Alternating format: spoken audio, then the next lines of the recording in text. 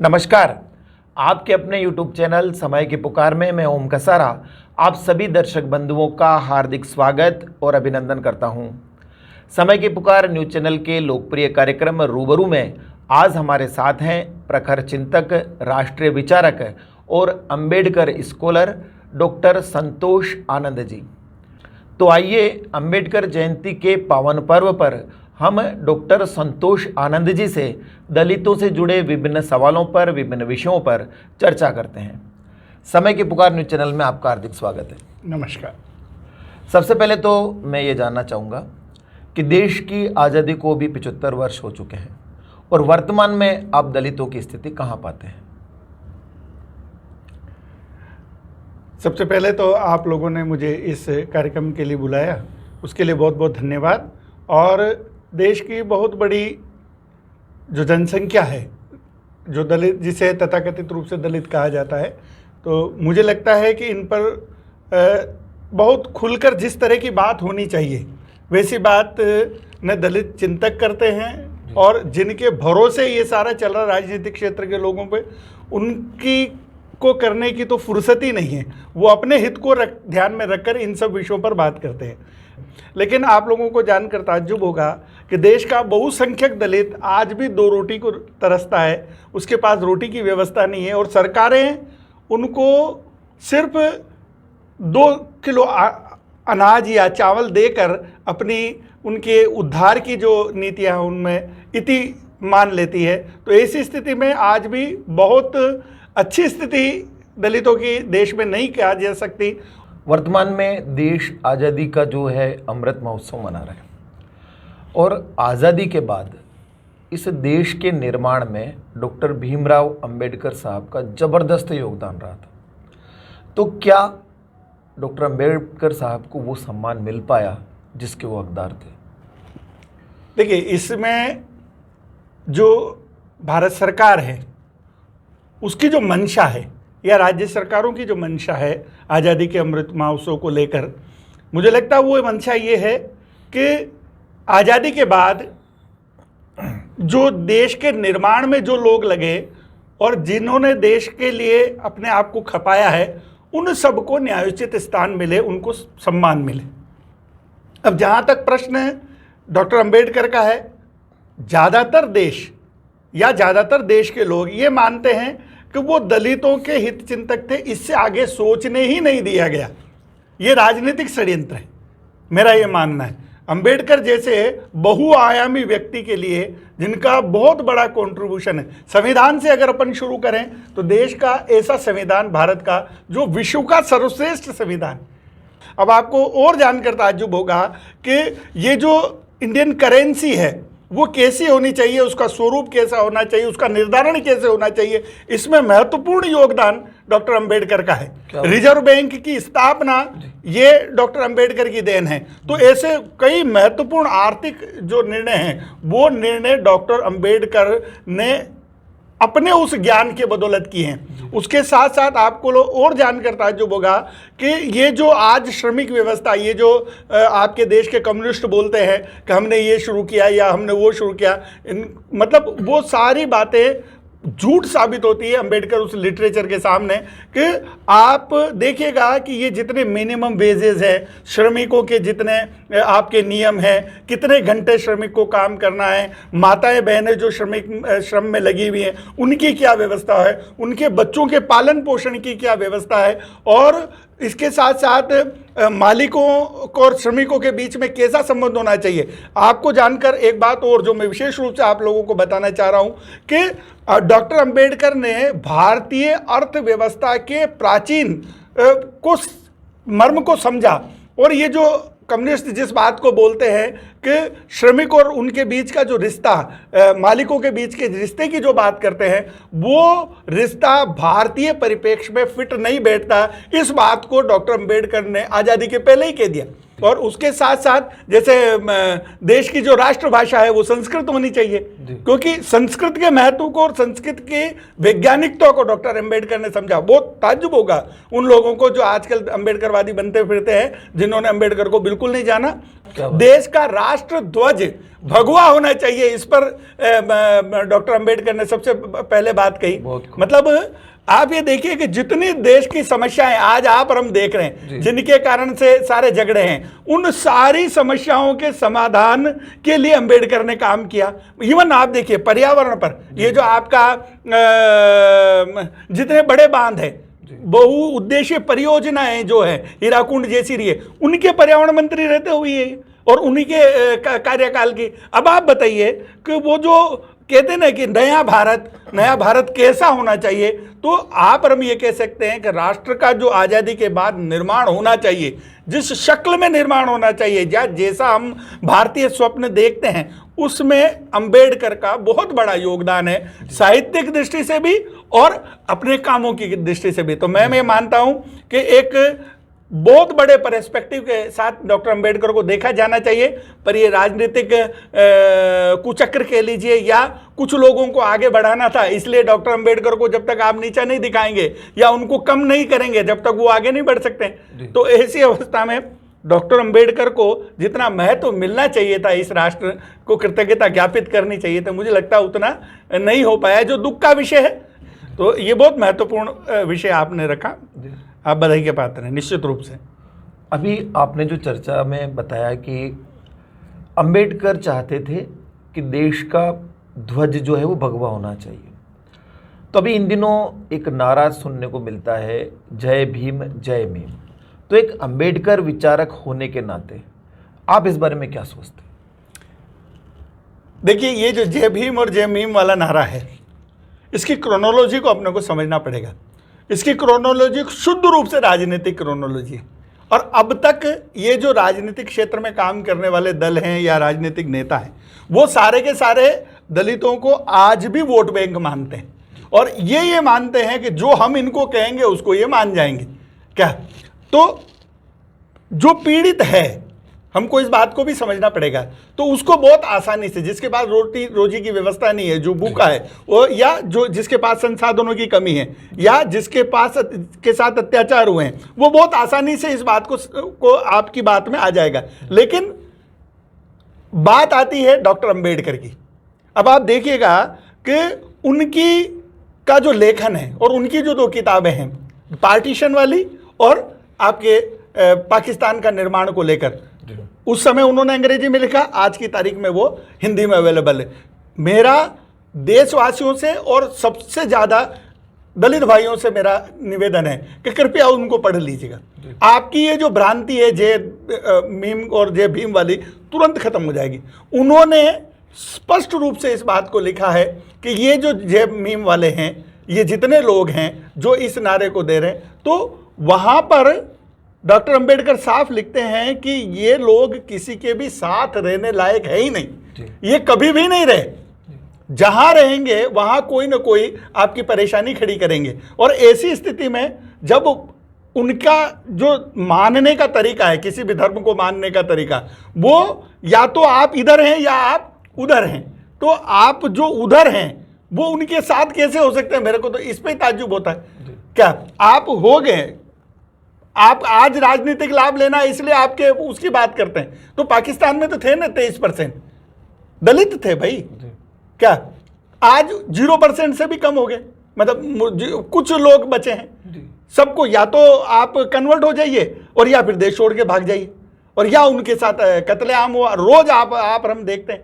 तो वहां कोई अलग से दलित है क्या भाई? वो लोग तो वो के वही हैं। आज आप देखिए जितने लोग भारत में आ रहे हैं, तो वो सारे के सारे दलित हैं। और जोधपुर ऐसे जहाँ मेरा जैसे खूब मिलना जुलना है, वो बड़ी बड़ी बस्तियाँ दलितों की जो पाकिस्तान से आए हैं। तो अगर वहाँ यही जातिगत एकता या ये धार्मिक उसकी बात होती तो वो वहाँ से क्यों आते? और अभी भी देख लीजिए आप, तो देश भर में जो जिस एकता की बात की जाती है, तो आपकी वरीयता जो होगी दलित होने के कारण से, या आप हिंदू हैं, तो इसलिए आपकी दूसरी वरीयता ही होगी, आप प्रथम वरीयता में उनके अनुसार कभी भी नहीं आ सकते। तो ये जो नारा है ये राजनीतिक षड्यंत्र के अलावा कुछ भी नहीं। मेरा दलितों से यही आग्रह है कि पहले आप ईमानदारी से डॉक्टर अंबेडकर को पढ़ लीजिए। जितना खुलकर उन्होंने इस विषय पर लिखा है उतना देश के तात्कालिक किसी भी राजनेता ने नहीं लिखा, और जितना ईमानदारी से उन्होंने इस बात को कही है, देश अगर इस बात को समझ गया होता तो पार्टीशन के वक्त भी जो उनको निर्णय करने चाहिए थे वो निर्णय होते, वो निर्णय नहीं हो पाए। और आज भी अगर कोई समस्या है तो वो उसी का कारण है कि उस डॉक्टर अंबेडकर के उस मर्म को वो बिल्कुल नहीं समझ पाए। और अब रही बात दलितों की, जिनको ये लालच दिया जा रहा है, तो उनके लिए तो ये बात कतई फिट नहीं बैठती। तो आप इस मामले में इस नारे को बिल्कुल पॉलिटिकल मान के चलिएगा। ये नारा सामाजिक हित का नहीं, दलितों की जो लड़ाई है, श्रीमान ओम जी आप इस बात को समझिएगा, उनकी लड़ाई समान अवसर और सम्मान की है। क्या? तो वो समान अवसर, समान जो आपके सम्मान की बात है, तो वो तो है ही नहीं ना, वो इस लड़ाई में कहीं से निकल के आ ही नहीं रही। तो ऐसे में आप देख रहे हैं कि धीरे धीरे ये थोड़े दिनों बाद एक राजनीतिक शगुफे के रूप में रहेगा और तो खत्म हो जाएगा। जूझू लोगों के सच्चाई सामने आती जाएगी। और मेरा तो आग्रह है कि कम से कम जो पढ़े लिखे का भारत है, जिनमें सभी वर्ग के लोग आ गए, उनको डॉक्टर अंबेडकर को पढ़ना चाहिए। नहीं पढ़ने के अभाव में आप ये सब नारों की तरफ जाते हैं, जो मुझे लगता है कि वो राष्ट्र के हित में नहीं, स्पष्ट रूप से। वर्तमान में जो जातिवाद का जहर है, इस जातिवाद के जहर के कारण से देश का उतना समग्र विकास नहीं हो पाया जितना कि हो सकता था।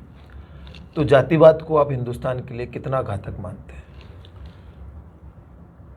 ये देश कितना गौरवशाली रहा है हम में से किसी से छुपा नहीं। और जातीय व्यवस्था किसी जमाने में वर्ण व्यवस्था के रूप में थी, और जिसमें ये स्वतंत्रता थी भारतीय साहित्य के अनुसार कि जो जो ऐसा काम करेगा वो उसी वर्ण में रहने वाला है। ये व्यवस्था शुरू से थी, लेकिन आर्थिक स्वार्थों के चलते या अपने स्वार्थों के चलते उनको संकीर्ण कर दिया गया, और वो धीरे धीरे जाति में बदल गई। अब जाति में जब बदल गई तो जाति व्यवस्था छोड़ते हैं हम तो अपने आर्थिक हितों को नुकसान होता है, ये स्पष्ट है। तो ऐसे में उसकी कठोरता के चलते इतना हम कठोर हो गए, या हम इतने गाफिल हो गए, या हमने देखना बंद कर दिया कि हमारे देश को अगर नुकसान होता है तो हो जाए, मुझे नुकसान नहीं होना चाहिए। और उसमें आपने देखा 18 बार इस देश पर हमला हुआ, चंद घुड़सवार लेकर आए लोग और उन्होंने देश पर हमला किया। आपको और हमको पता, नालंदा विश्वविद्यालय ये जला है ना, और इतनी बड़ी लाइब्रेरी थी, वो जब जला कर गए तो 6 महीने तक जलती रही। क्या? तो इससे आप अंदाज लगा सकते हैं कि वो 18 घुड़सवार, उस समय भी देश की जनसंख्या इतनी थी कि एक एक कंकर भी अगर उनके मारते तो शायद उनकी बहुत बड़ी कब्र बन जाती। क्या? लेकिन जाति व्यवस्था ये थी कि खेत में जो काम कर रहा है किसान, अगर वो घुड़सवार जा रहे हैं तो उसको लगता है मेरे क्या लेन देना, जो राजा होगा जो करता रहेगा। आपने जातीय कठोरताएं इतनी कर दी अपने स्वार्थ के कारण कि उससे देश के प्रति जो चिंतन था आम आदमी का कि ये मेरा देश है, वो जाति पर जाकर टिक गया। और उसका परिणाम ये हुआ है कि लोगों ने अपने को सुरक्षित करना महत्वपूर्ण समझा, देश को कहाँ जा रहा है इसकी किसी को कोई चिंता नहीं थी। और आज़ादी के बाद भी वही हुआ। आज़ादी के बाद खाली शक्ल बदली है, लोगों का मन नहीं बदला। माइंडसेट आज भी वो का वही है। और उसके कारण से आप कोई भी व्यवस्था अगर लागू भी करते हैं तो क्योंकि वो खून में है आपके जाति, इसलिए वो आपकी व्यवस्था चलने ही नहीं दी जाएगी। वो कहते हैं ना कि संविधान में ला लीजिए, सिस्टम तो हमारे पास है। बिल्कुल। और उसी सिस्टम के कारण से आज भी आप और हम देखते हैं कि संवैधानिक मर्यादाओं और उनके नियमों के कारण तो आप ये है कि उनका पालन कर रहे हैं, लेकिन अंदर से आपके मन में एक भारतीय होने के प्रति, भारतीय होने के नाते क्या विचार होना चाहिए, ये विचार अभी तक नहीं आया। जिस दिन ये विचार सारे भारतीयों के मन में होगा कि देश पहले है, बाकी सब चीज़ें बाद में, तो ये जातिवाद और ये नहीं रहना। तो देश पहले वाला थॉट अब धीरे धीरे अगर पनपता है, हम आज़ाद हुए हैं तो उस आज़ादी का लाभ भी अंतिम व्यक्ति तक तभी तक पहुंचेगा जब हम जातिवादी इस व्यवस्था से मुक्त होंगे। और जब राजनीति और सारी चीज़ें जाति के आधार पर चलती है तो ऐसे में आप इसकी उन्मूलन की बात बहुत मुश्किल है। सबसे पहले इन सारे राजनीतिक दलों को इससे बाहर आना पड़ेगा और समाज के जो नेतृत्व करता है सारे समाजों के, उनको भी एक बार देश हित को प्रायोरिटी में रखकर राष्ट्र प्रथम, उसके बाद सारी व्यवस्थाएं, तो मुझे नहीं लगता कि ये बात भी दिमाग में आ जाएगी। क्योंकि जैसे अपन देखते हैं कि आज भी जो लोग देश के निर्माण में कुछ योगदान दे पाए हैं, तो आप लोगों ने देखा होगा कि उन सब ने सबसे पहले जातिवाद को छोड़ा, तभी वो इस देश के बारे में कुछ कर पाए। चाहे महात्मा गांधी ले लीजिए, विवेकानंद ले लीजिए, चाहे जितने भी आपके ले लीजिए, उन सब ने सबसे पहले अगर कहीं चोट पहुंचाई तो वो जातिवाद पे। उनको पता है कि इस देश की 90% समस्याओं के जड़ अगर कहीं है तो वो जातिवाद है। क्योंकि जातिवाद आपका आर्थिक स्वार्थों का एक पिटारा है जो आपको सुरक्षा प्रदान करता है, आर्थिक सुरक्षा। आप राजा के बेटे हैं, आप में योग्यता है कि नहीं है ये कोई मायने नहीं रखती है। राजा का बेटा राजा हो जाएगा, है ना, मेहतर का बेटा मेहतर ही रहेगा। तो ये जो व्यवस्था है वो प्रतिभा का कहीं ना कहीं हनन करती है, प्रतिभा को पीछे ले जाने का काम करती है। ऐसी स्थिति में जातिवाद से इस देश को मुक्ति पानी पड़ेगी। और अगर मुक्ति नहीं पाता है तो मुझे नहीं लगता है कि जिस स्वर्णिम भारत की बात आप लोग करते हैं वो बहुत मुश्किल है। इसी से जुड़ा मेरा एक और सवाल है, थोड़ा सा कड़वा है, पर ब्राह्मणवाद को जातिवाद का मूल माना जाता है, इस बारे में आपके क्या विचार? देखिए, जब आप इस बात का श्रेय लेते हैं कि इस देश के सारी परंपराएं और सारे नीति नियम हमने बनाए हैं, तो जो उससे निकल कर आया है, जातिवाद उसी से निकल कर आया, तो उसकी जिम्मेदारी पर आप पर ही आएगी। और मेरा ये मानना है कि सर्व ब्राह्मण को आप दोष नहीं दे सकते, क्योंकि कई लोग ऐसे हैं जो आपके समाज में एक सकारात्मक बात को लेकर आगे बढ़ रहे हैं, है ना। तो वो जो मानसिकता है, ब्राह्मणवाद जिसे कहा जाता है ना, वो आपके देश को कहीं ना कहीं पीछे ले जाती है। जबकि व्यक्ति, कई लोग ऐसे हैं जो इसके आगे जाकर वो सारे का सारा काम कर रहे हैं, तो व्यवस्था के विरोध में। और आप ये देखिए, ऐतिहासिक दृष्टि से भी जब आप देखते हैं कि जितने आपके धर्म ग्रंथ हैं, जैसे महाभारत मान लीजिए, रामचरितमानस मान लीजिए, या और भी कोई जिनसे इस देश को दिशा मिली या जिस के कहने पर देश चला, लोग चले हैं, तो वो अपने आप में कानून है।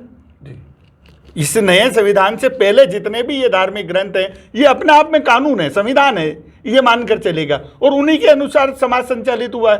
तो अब वो लिखने वाले जो लोग हैं, है ना, अगर उनके मन में ही कहीं खोट है तो निश्चित रूप से उसका रेपरकेशन समाज में आना। तो लिखने का काम किन्होंने किया देश में? लिखने का काम ब्राह्मण ने किया। तो ब्राह्मण की अगर मानसिकता सर्व समाज को साथ लेकर चलने की नहीं है, तो निश्चित रूप से अगर कोई नकारात्मक बात समाज में पनपती है तो उसके लिए दोषी भी वही है। तो मेरा ये कहना है कि वो जब तक इस बात को बड़े मन को लेकर जब तक आगे नहीं बढ़ेंगे, तब तक आप ये अपेक्षा करें कि समाज में समरसता आ जाएगी या सब एक जैसा सोचने लग जाएंगे, ये बहुत मुश्किल है। और ओम जी, मैं एक बात और बता रहा हूँ, जो जितना मैं दलित स्कॉलर के नाते ब्राह्मण समाज को समझ पाया हूँ कि जितनी बुराइयां ब्राह्मण समाज की उस मानसिकता के कारण, सब सारे ब्राह्मणों को दोष नहीं दे रहा हूं मैं, जिनके कारण से ये सारे दोष इस समाज में पैदा हुए हैं, तो मेरा एक मानना ये भी है कि इस देश में अगर कोई क्रांति लाएगा या परिवर्तन लाएगा तो वो भी ब्राह्मण। क्योंकि ब्राह्मण, जितना मैं जाति को समझ पाया हूं, वो ये है कि वो रिस्क लेता है, वो चुनौती को स्वीकार करता है और वो क्रांति करता है। पर दिक्कत ये है कि उनकी संख्या बहुत कम। जैसे अब मैं आपको बताऊं कि जैसे मैं हूं, मैं जो कुछ हूं आज, वो मेरे किसी ब्राह्मण गुरु के कारण से, उनका बहुत बड़ा योगदान, आप उसको नकार नहीं सकते। और आप ये भी नहीं नकार सकते कि जो अच्छे लोग इस जातिवाद को खत्म करने के लिए आगे बढ़े हैं, उनके महत्व को आप कम नहीं करिए, उनको आपको कहीं ना कहीं प्रोत्साहित करना पड़ेगा, तभी जाकर इस समस्या का समाधान। आप वर्ग संघर्ष से समाज में परिवर्तन ला देंगे, ऐसा संभव नहीं हो सकता। तो आपको कहीं ना कहीं धैर्य रखकर आगे बढ़ना पड़ेगा। दोनों तीनों पक्षों को बैठकर विचार करना पड़ेगा कि देश के हित में क्या। मैंने पहले भी जैसा आपको कहा कि अगर देश के हित में ये बात है कि हमको सबको ये सब स्वार्थ भूल कर समाज हित में और देश हित में क्या काम करना है, तो अगर ये सब होता रहा तो ये सब बातें ब्राह्मणवाद और ये सब धीरे धीरे निर्मूल हो जानी है, देश गति पकड़ लेने वाला। एक मेरा और सवाल है कि जो आरक्षण है वो मात्र 10 वर्ष के लिए लागू किया गया था और अब ये लगातार आगे से आगे बढ़ता जा रहा है, तो यह जो एक कारण है वो सवर्ण समाज में आक्रोश की एक बहुत बड़ी वजह है। इस बारे में आप क्या सोचते हैं? प्रश्न आपका बहुत वाजिब है। समाज में आक्रोश नज़र आता है, लेकिन आप जब आंकड़ों पर जाएंगे तो आपको लगेगा, बहुत ताज्जुब होगा आपको कि 70 साल के इस आरक्षण में 0.02% लोग आज तक आरक्षण का लाभ पा पाए। इतने ही लोग सरकारी नौकरी में देश भर के क्या। तो अब आप देखिए कि जहां 16% लोगों को आरक्षण मिला है, मिलना चाहिए, वहां पर इतना परसेंट है आज भी, तो कहां जा रहे हैं आप? कितने लोगों को लाभ मिला? ये जो असंतोष वाली बात है, आप थोड़ा सा धीरज से सोचेंगे, समाज को सोचना भी चाहिए। मेरा ये मानना है कि जिन लोगों को आपने हजारों साल से, जिनको अवसर ही नहीं दिया, जिनको सम्मान ही नहीं दिया आपने, अगर उनको थोड़े दिनों में कुछ मिलता है, 70 साल वैसे भी जहाँ 1000 साल की बात है, 70 साल कोई मायने नहीं रखते हैं। तो धीरे धीरे हमको, जब समाज के हर व्यक्ति, जो अंतिम पायदान पर खड़ा व्यक्ति है, वो भी जब मुख्य धारा में आ जाएगा तो स्वतः खत्म हो जाना। और आज भी आपको ईमानदारी से कोई भी सोचे, आप भी पत्रकार के नाते सोचे, लोगों की जो मानसिकता है, आपने संविधान में व्यवस्था कर दी, लेकिन माइंडसेट जो है, मैं जो बार बार कह रहा हूं आपको, वो व्यवस्था को, वो माइंडसेट आज भी नहीं बदला और सब लोग अलग अलग तरीके से जातिवाद का सामना करते हैं। चाहे आईएएस है तो वो भी जातिवाद का सामना करता है, और अंतिम जो गांव में रह रहा व्यक्ति है वो भी उसी तरह के जातिवाद, सबके साथ अलग अलग तरह का जातिवाद है, नीचे वाले के साथ अलग है। इसलिए वो जब तक वो जातिवादी सोच आपका नहीं बदलेगा, तब तक मुझे नहीं लगता है कि आरक्षण बहुत आपको कोई मतलब स्वर्णिम बना दिया भारत को, या सारा समाज एकदम अपलिफ्ट हो गया, ऐसा आपको भी नजर नहीं आता और मुझे भी नजर नहीं आता। राजनीतिक दृष्टि से तो आप कुछ भी देखते रहे, उससे समाज को कोई लाभ होने वाला ये कतई नहीं होने वाला। इसको आपको सामाजिक समस्या है, सामाजिक समस्या को समाज के लोग ही बैठ के जब तक सोल्व नहीं करेंगे तब तक इसका समाधान नहीं होने वाला। राजनीतिक दृष्टि से अगर आप आंकड़ों में जाएंगे, समाज के उसमें जाएंगे, तो आपको लाभ नहीं होने वाला। जो लोग आज, जिनके मन में ये भावना है कि ये नीच है, ये अछूत है, जब तक वो भावना उनके अंदर में से नहीं चली जाएगी, उनके अंतस में से नहीं चली जाएगी, तब तक आप इस लड़ाई को जीत नहीं सकते, या इस लड़ाई की बात भी नहीं कर सकते, क्योंकि ये लड़ाई मनों की है। आपके मन में जो चल रहा है वो परिलक्षित हो रहा है समाज में, उसको समाज का एक बहुत बड़ा समुदाय भुगत रहा है। और मैं जैसे दलित चिंतक होने के नाते या दलित होने के नाते इस बात को कह सकता हूं कि जैसे ही आपसे आपकी जाति पूछी जाती है इस देश में, और आपका जो मनोबल है, आत्मविश्वास है, वो धरातल पर आ जाता है जी। आप लाड साहब सिंह जी सकते हैं, ये आप चाहे आईएएस हैं चाहे कुछ भी हैं, किसी आईएएस से भी आप उसकी जाति पूछ के देखिएगा, 1 मिनट में उसको ऐसा लगेगा जैसे मैं इस देश का चपड़ासी हूं। तो जब तक आप संवैधानिक व्यवस्था से उसको आईएएस तो बना देते हैं, लेकिन सामाजिक दृष्टि से वो जीरो, उसका वो अंतिम पायदान पर भी आज भी वही खड़ा है। तो ऐसे में कहाँ काय का विरोध क्या? तो थोड़े दिनों धैर्य तो रखना पड़ेगा इस देश को, नहीं तो वर्ग संघर्ष तय है। थोड़े दिनों धैर्य रखेंगे तो इस भारत के भले में भी है, समाज के भले में भी।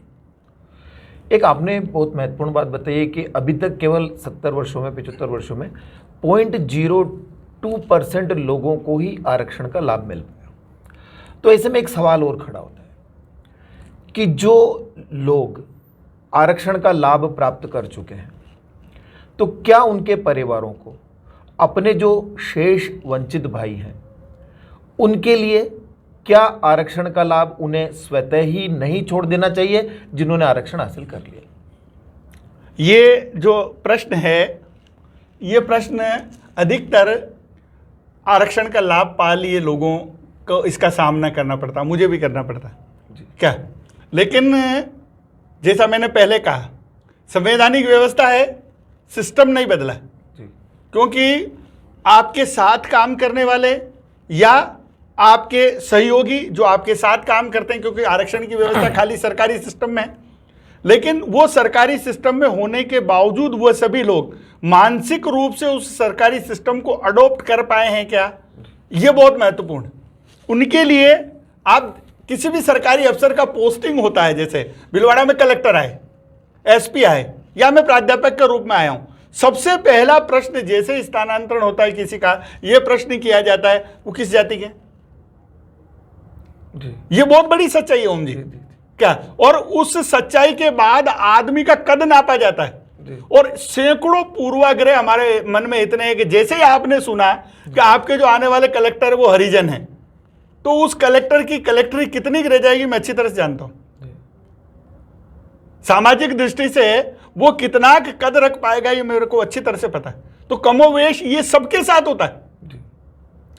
तो जो जहां पर है वो वहां पर जातिवाद को भुगत रहा है, वो उससे नहीं, उस कलेक्टर बिरादरी में उसके साथ क्या व्यवहार होता है ये आप हमसे छिपा हुआ नहीं।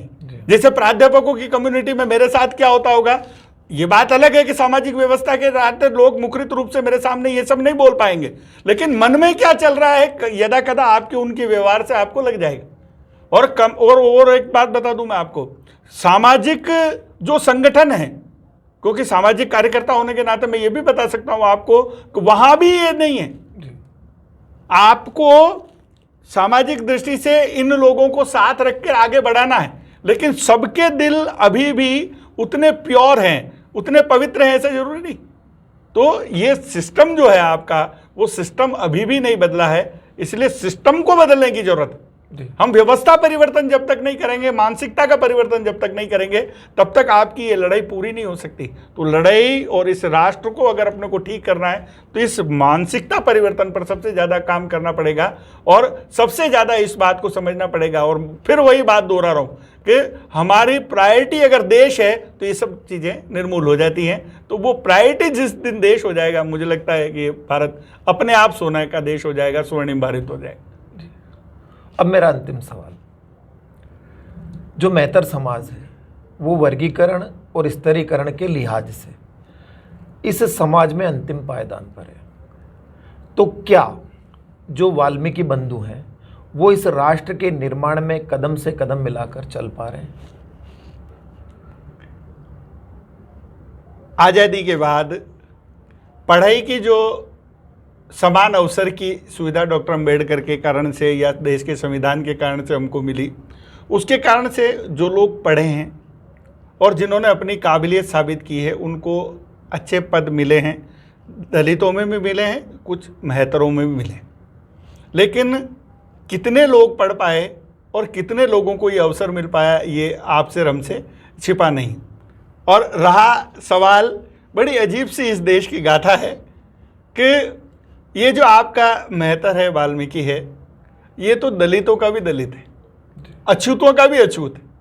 ये जो मुझे नहीं कहना चाहिए, क्योंकि ये बात जैसे वो होता है कि हम विभेदकारी बात कर रहे हैं, लेकिन विभेदकारी बात के रूप में इसको नहीं लेकर सच्चाई के रूप में अगर लें हम, तो मुझे लगता है कि ज़्यादा ठीक है। क्योंकि ठीक करना है ना, तो आपको सच से ठीक करना पड़ेगा, झूठ से ठीक करना पड़ेगा, जीरो से ठीक करना पड़ेगा। तो आप और हमने देखा होगा कि हम सब उन सवर्णों की आलोचना तो करते हैं जो आपसे छुआछूत करते हैं, लेकिन ये सभी एकजुट होकर उन दलितों की बात नहीं करते हैं जो सामाजिक हायरार्की में मेहतर से ऊपर है। आपको जानकर ताज्जुब होगा ओम जी, इस पीड़ा को मैं कई बार भुगतता हूं, और कई बार क्या रोज भुगतते हैं, इस रूप में कि हमारे जो अन्य एससी वर्ग के लोग हैं या एसटी वर्ग के लोग हैं, अगर वो मेरे साथ आते हैं, मेरे घर पर बैठते हैं या और कुछ करते हैं सामाजिक कारणों से, और दूसरा तो यदा कदा वो आपको घिना देंगे, सवर्णों की तरह, ब्राह्मण बनियों की तरह, राजपूतों की तरह घिना देंगे आपको। अरे भाई साहब, हमारे मन में तो कुछ नहीं है, आपके साथ तो हम भी चाय पीते हैं ना, आपके घर मैंने भी खाना खाया। मतलब वो भी एहसान जताता आप पर। मेहतर की स्थिति तो अति अछूत जैसी स्थिति है क्या। तो मेहतर समाज जो है और अब आप देखिए कि उसके पास सामाजिक दृष्टि से एक ही काम है। प्राचीन काल में तो आपने देखा, अगर आपको भूख लगती है तो आपको जूठन मिलेगी, कपड़ा आपको चाहिए तो कफन मिलेगा। आपको ये शायद जानकारी में नहीं होगा, है ना। कफन का कपड़ा आपका जो मृतक व्यक्ति था वो हरिजन ले जाता था, वाल्मीकि ले जाता था, तो उसी से ही अपना सारा काम चलाता था। अब आप इस देश की मानसिकता की कल्पना करिए। और कमोवेश आपको फिर बता दूं मैं कि ये जो जितने दलित हैं इनका भी कफन हरिजन ले जाता था और उसको पहनता था क्या।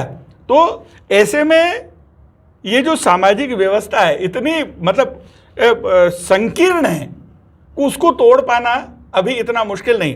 मैं तो ये जितने दलित चिंतक हैं जो इधर उधर घूम रहे हैं उन सबसे मेरा निवेदन है कि चलिए मेरा हाथ पकड़ कर ले जाइए और अपने घर पर ले जाकर अपनी श्रीमती या माँ को बताइएगा, क्या ये जो मेरे साथ आए हैं ये संतोष आनंद जी हैं और ये हरिजन समाज से हैं, और माँ आपने घर खाना खाएंगे तो मैं देखता हूँ आपकी सामाजिक क्रांति कितनी है। तो हम दोयम दर्जे का विचार करते हैं, हमको खुद को भी ठीक होना है। वो जो मनुष्य की जो मानसिकता है ना, ऊंचा नीचा ये वो सारी है ना, वो सब में है। तो वो मानसिकता हम ब्राह्मणवाद का भी विरोध करेंगे, लेकिन अपना हित जहां पर है तो वहां पर हम ब्राह्मणवाद की दिशा में भी चल देंगे। भाई आप जातिवाद को ब्राह्मणवाद का मूल मानते हैं, जातिवाद है ना, तो फिर आप वहां अपनी लाइन तो खत्म करेंगे कि मुझे मेरे साथ तो छुआछूत मत करो, लेकिन मैं छुआछूत करूं ये बिल्कुल ठीक है, क्योंकि मेरे आर्थिक हित वहां पर टकरा रहे। तो ऐसा कब तक चलेगा। तो सब एकजुट हो जाइए। तो डॉक्टर अंबेडकर जिस बात को करते थे, तो मैं तो कहता हूं साहब आप और कुछ मत करिए, सारे दलित तो एक आवाज में बोल लो। वो सारे दलित भी एक आवाज में नहीं बोलते हैं, और राजनेताओं से तो आप अपेक्षा कर ही नहीं सकते। आज की तारीख में कितनी बड़ी संख्या में वहां पर लोग हैं, वही बात। और जहां तक वाल्मीकि समाज के कदम से कदम मिलाकर चलने की बात है, बड़ी स्थिति बदली है। इस उदारवाद के बाद तो बहुत स्थिति बदली है, क्योंकि रोजगार की जो कमी आई है ना, तो हरिजन समाज के साथ दिक्कत यह है कि उनका जो व्यवसाय है साफ सफाई का, उसको दूसरा तो कोई करेगा नहीं। तो पहले जो नौकरियां मिली करती थी, सरकारी नौकरियां, वे सारी की सारी नौकरियां अब खत्म हो गई। तो अब वो सब ठेके में चली गई। तो ठेकेदार तो होगा कोई और सफाई करने वाला जो व्यक्ति होगा वो तो आज भी हरिजन है। तो वो जो पहले मिनिमम वेजेस मिलते थे उसको जो सामाजिक सुरक्षा मिलती थी, वो सारी की सारी सुरक्षा खत्म हो गई।